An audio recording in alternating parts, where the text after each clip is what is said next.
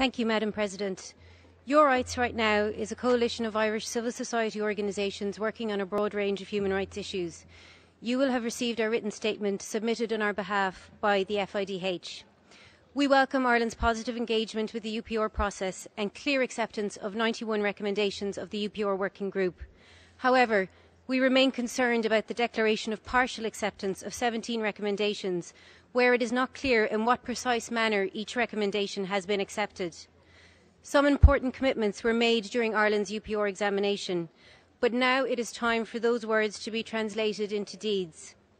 We again urge the timely ratification of all core UN human rights instruments, especially those with strong monitoring mechanisms such as CRPD and OPCAT.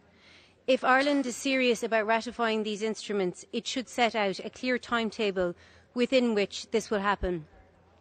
We remain concerned about Ireland's outright rejection of a number of recommendations, including those of our EU peers regarding the implementation of the judgment of the European Court of Human Rights on access to abortion, putting an end to ongoing religious discrimination in access to schools, and recognising Irish travellers as an official ethnic minority group. As Ambassador Kaur stated, implementation is the most important part of the UPR process. This is all the more important when a country aspires to human rights leadership abroad.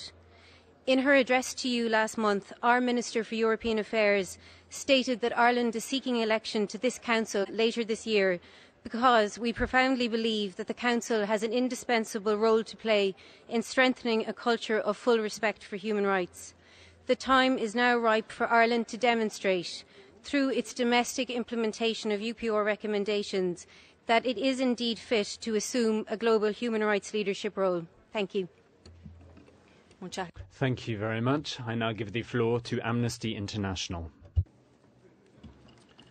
Madam President, Amnesty International welcomes the Irish Government's engagement with civil society in preparing its national report and its commitment to continue this dialogue during its UPR follow-up. We welcome Ireland's support of recommendations to ratify outstanding human rights treaties, in particular the International Convention for the Protection of All Persons from Enforced Disappearance.